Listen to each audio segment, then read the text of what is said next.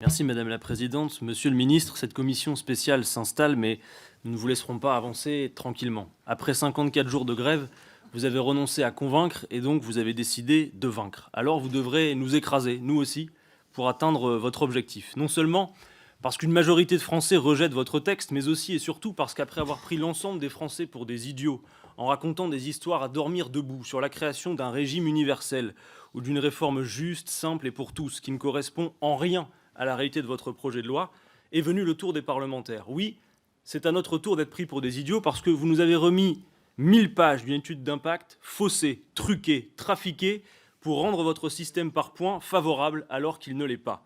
Dans votre projet de loi, à l'article 10, il est clairement indiqué que l'âge d'équilibre, ou âge pivot, appelons-le comme vous voudrez, c'est-à-dire l'âge qu'il faudra atteindre pour avoir une pension complète, se décalera génération après génération. Cela a donc le mérite d'être clair.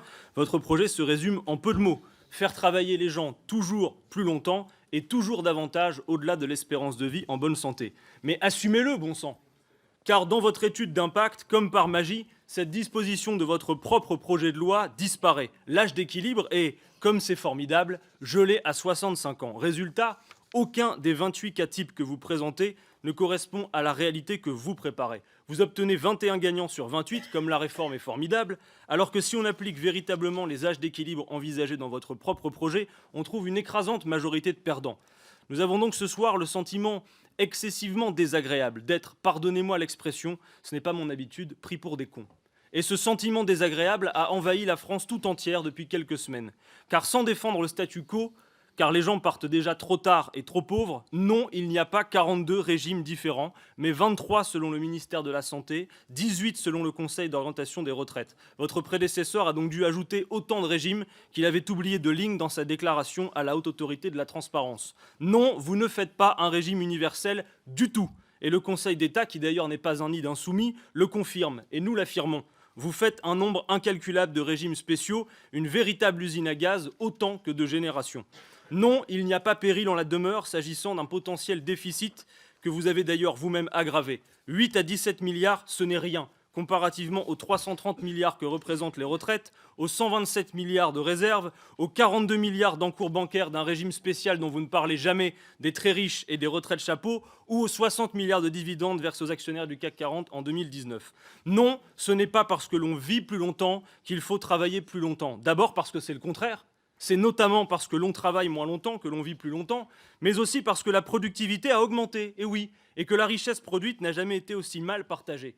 Travailler plus longtemps, cela aggrave le chômage. Travailler plus longtemps, c'est la solution de celles et ceux qui, comme vous, refusent l'essentiel, partager les richesses produites. Non, vous ne sauvez pas le système par répartition, vous encouragez comme jamais la capitalisation et les assureurs et les banques trépignent d'ailleurs d'impatience de voir votre réforme s'appliquer. Non, les femmes ne sont pas les grandes gagnantes de votre système, c'est même tout le contraire et cela explique d'ailleurs leur mobilisation. Non, la valeur d'acquisition du point n'offre pas la moindre garantie sur le montant des pensions. Non, même provisoirement, vous n'avez pas du tout retiré l'âge pivot qui demeure dans le projet de loi. Non, pour financer notre système de retraite, il n'y a rien d'inéluctable au fait qu'il faille travailler toujours plus longtemps.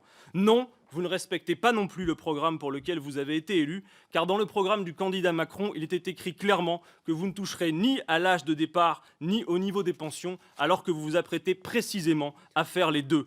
Vous vous présentez en progressiste, mais le sens du progrès, à mesure que la productivité a augmenté, ce n'est pas de travailler toujours davantage pour gaver les plus riches. C'est au contraire de se libérer du temps pour toutes les belles choses auxquelles on est en droit d'aspirer après une vie de labeur. Et tout cela, monsieur le ministre, les Français l'ont bien compris. La bataille de l'opinion, je le crois, vous l'avez donc déjà perdue. Et ce projet de loi, directement inspiré des directives de Bruxelles, ne mérite qu'un retour à son expéditeur. Car la France, monsieur le ministre, cette république sociale, n'a pas envie de danser avec vous le black rock'n'roll.